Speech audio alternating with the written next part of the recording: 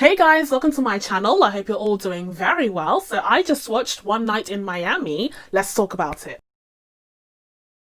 One Night in Miami marks the directorial debut of none other than the Queen herself, Regina King. Now, I'm a huge fan of Regina King. From her incredible Academy Award-winning performance in If Beale Street Could Talk, to her amazing voice work in Boondocks. Listen, the woman is one of many talents, okay? And she is in fact lending some of those talents to this directing gig. Now, as I said, this is the first film that she has directed, and oh boy, has she chosen an incredible story to tell, because this really is an incredible story. Now, this is based off of a play, I believe a one-room play, and so consequently, unfortunately, this does share some of the same criticisms that I mentioned in my review of another film that is based off of a play that I reviewed recently, and that of course being Ma Rainey's Black Bottom. But before we dive into those criticisms, we're going to be diving into the parts of this film that I very much enjoyed, because overall I do think that this was an excellent effort. You know, coming right off the bat with such a powerful story,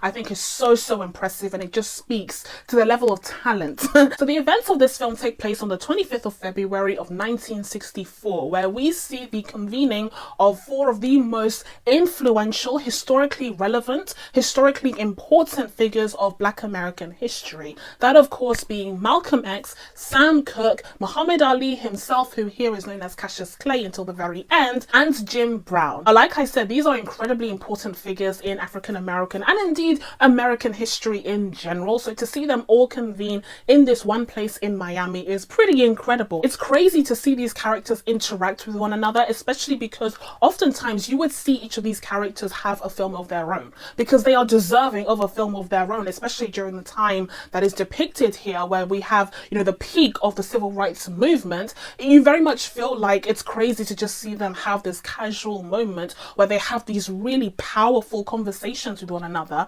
and at the same time it's just a very intimate look into that moment in their lives, as opposed to this whole, you know, documentary or this whole expose on their lives. This film instead decided to focus on this snapshot moment right after Cassius Clay is declared the heavyweight champion of the world after defeating Sonny Liston. But even that momentous occasion isn't really the main event of this film. It's just the backdrop to it and what draws these very important characters in American history together. What is the main point of this film is seeing these fascinating perspectives, these different perspectives, and sometimes even, you know, contrasting perspectives to how to approach these socio-political issues that Black Americans face during this time in America. That's really what is at the root of this story, is giving us an insight into these different mindsets of these hugely important characters in American history and how they were approaching the difficulties, the struggles that African Americans faced during this time. And it's fascinating to see that people who are seemingly on the same side of history had these contrasting views. Now, in terms of the ideologies that are expressed here, there's no real scale.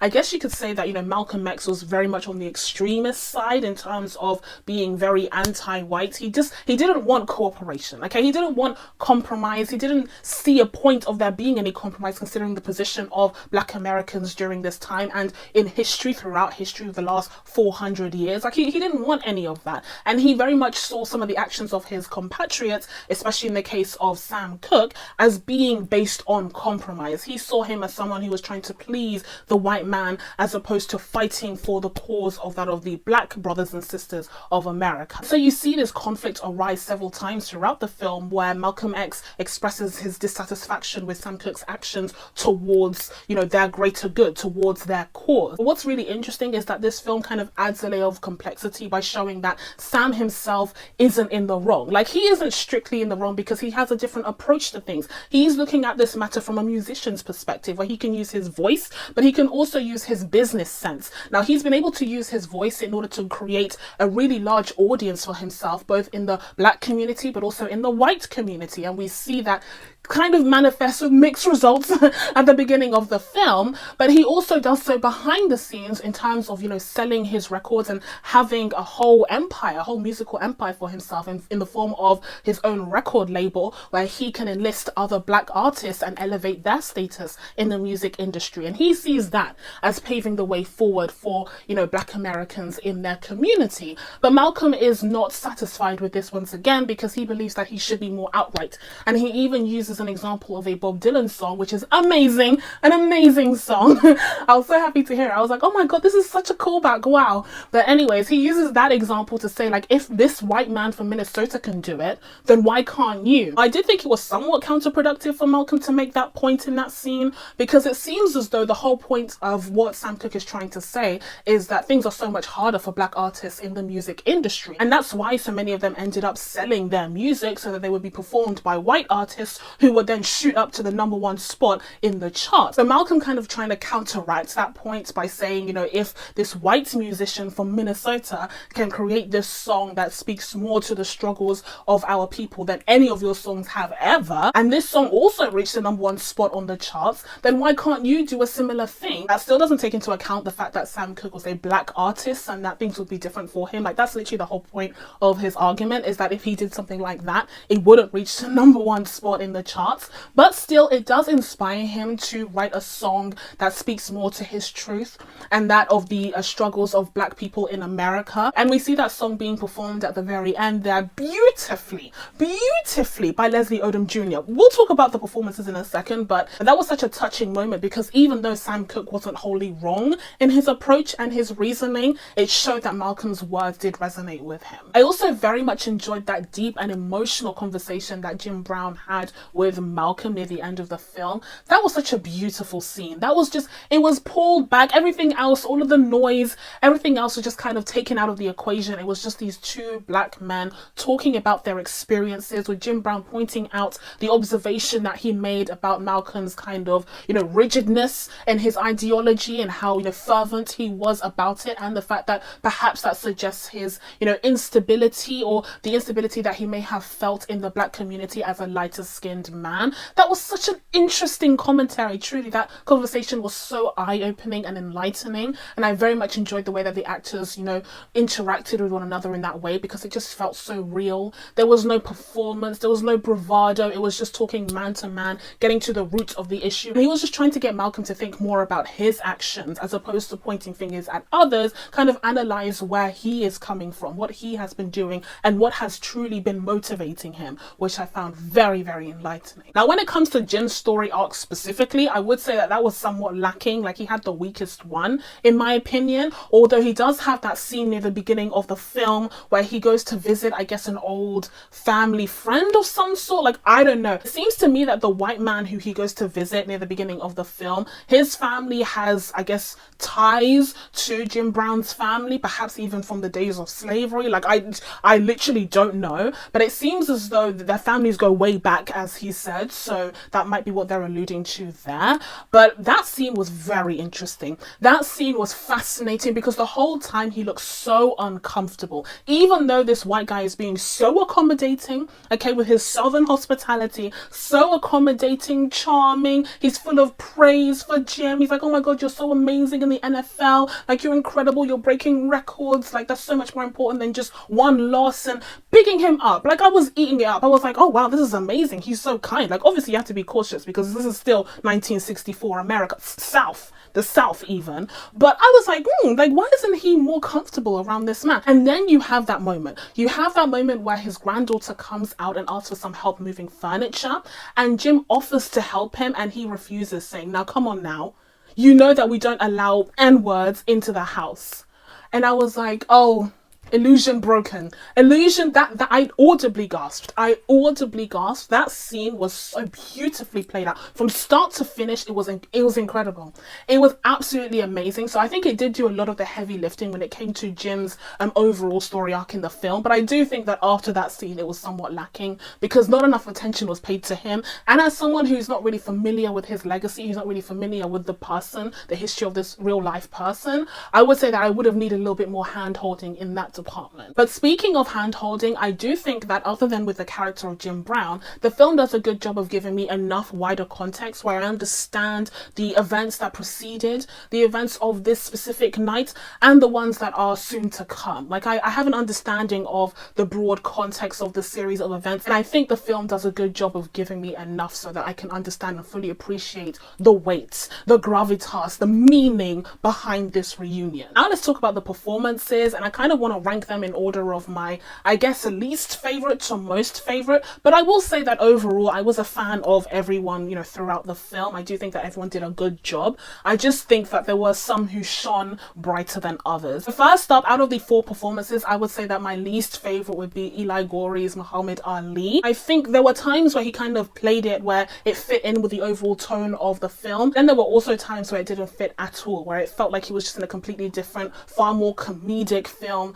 than the one that we were actually watching. Another critique of this portrayal would be that his accent sounded like it was all over the place. Like it sounded at times like he was doing a Muhammad Ali caricature, and at times where he was trying to do something, you know, unique and different with his voice. But the mishmash just didn't really work for me, so I felt like it was uneven in that way as well. Next up, I would say, is Leslie Odom Jr. as Sam Cooke. Now there's quite a bit of a jump here because I think that Leslie is very, very good in this role, especially with the singing. The man can sing. The man can sing. He has the voice of an angel. I already said this in my Hamilton review. Like, what do you want me to do? The guy is talented, okay? The guy can really, really sing. My only thing is that I don't know if I bought him as the character of Sam Cooke. Now, having said that, I don't know much about Sam Cooke, but I didn't feel like he disappeared in the role. I very much felt like I was watching Leslie play this Sam Cooke musician and sing as Leslie himself. Like, I don't feel like he disappeared in the role in the way that the other top 2 characters did. And speaking of the top 2, I would put Aldous Hodge above Leslie Odom Jr. I think he was a great Jim Brown. Like I said, that scene that carried out at the beginning of the film where he was confronting that, you know, white man, and he was just so untrusting and he was so uncomfortable during that scene. He really sold it. And then again, of course, in that interaction that he had with Malcolm at the end of the film, he was just really calm throughout, and he was very pensive. He didn't erupt in a way that some of the other characters did, but he also had some very thoughtful and insightful things to say, which I very much appreciated. And at number one, by quite a bit of a margin, I very much feel like this film belonged to Kingsley Ben-Adir. It really did. It really did. What a standout performance. I think he was a great Malcolm X. Now, again, not overly familiar with the man himself, so I'm not the best source to go to when it comes to portrayals of Malcolm X. I'm not saying he's a Denzel or anything, but I definitely think of the quartet, he was doing the acting. He was doing the acting. He very much transformed into this character for me, so it very much worked. His portrayal worked from his sternness, from the staunchness of his belief and how firmly he stood by them, but also his pattern of speech. It was very convincing. By the way, this guy is British. This guy is British. I feel like I should mention this. Not only is he British, but he went to a secondary school that's actually across the road from my secondary school. Not at the same time as me. He's like much older, but still, like, I found that baffling. I was like, what? How? I was convinced that he was American, but again, I'm not. So maybe I'm wrong on that front, but his accent sounded very convincing to me. So I was very, very impressed. Now, having said that, there are some Black Americans who do take offense, who are perturbed by the idea of British actors portraying important African-American figures in history.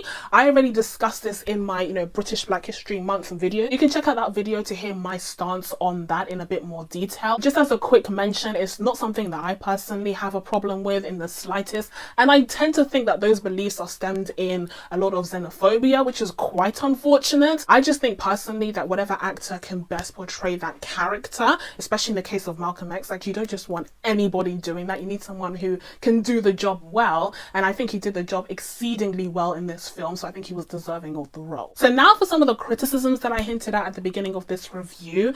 Firstly, it suffers from the same issues that I had for Ma Rainey's Black Bottom, and that of course was also an adaptation of an August Wilson play this time around. I don't know who did the play for this film, but it suffers from the same issues where it feels so small. It feels smaller than it should be. Like, it doesn't have a scale, a grand scale to it that I would would want for a film. And I think personally that when you're adapting a play into a film, you need to take into account all of the benefits. You need to reap the benefits of having a film be the medium that you're working with, as opposed to a play where you're restricted by the three walls of the stage. I personally feel like this kind of utilized that better than Ma Rainey, to be fair, because we did see a few more scenes that took place, you know, elsewhere apart from just that hotel room, which I appreciated. But still, we do spend a lot of the film's runtime in that hotel room, and whilst in moments it can feel very powerful, it can feel like you're kind of suffocated and you're in there in that room with these men, at other points I did find myself wishing that we could get a little bit of a change of scenery just to make this more dynamic. Another criticism for the film overall would be that whilst I do think that Regina King is able to get some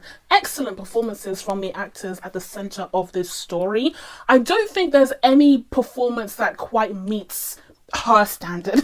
Like, honestly, if I think back to her performance in If Beale Street Could Talk, like, that is a performance. Barry Jenkins was able to get gold out of his cast, and I don't quite know if that's the case for this film. Again, in the case of Kingsley Ben-Adir, I think he comes close as Malcolm X, but still, there's no real shining star performance in this film, in my opinion. And actually, to contrast this once again with Ma Rainey's Black Bottom, we have a case where we have two incredibly powerful performances by Viola Davis and the late Chadwick Boseman, and they're incredible. And I very much feel like they drive the story forward in a way that the performances in this film aren't quite able to. And speaking of Barry Jenkins, I hesitate to compare Regina to Barry Jenkins. That would be incredibly unfair. Like, she's her own director, she has her own style, but I would have liked to see a little bit more style, a little bit more of an artistic flair to her directing. I didn't feel like there were any signature visuals or stylistic choices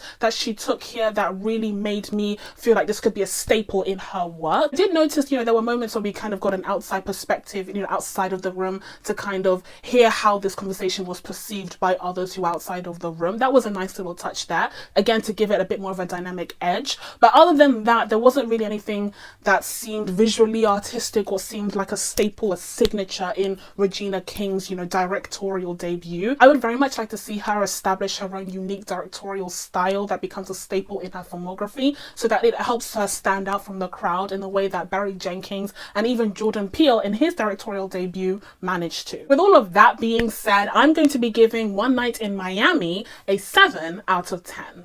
So that's it from me. Now that I told you guys my thoughts on One Night in Miami, it's time for you guys to let me know what you thought of this film down in the comments below. Please be sure to subscribe to catch new videos coming up. Thank you guys so much for watching. I really appreciate it, and I'll see you in the next one. Bye!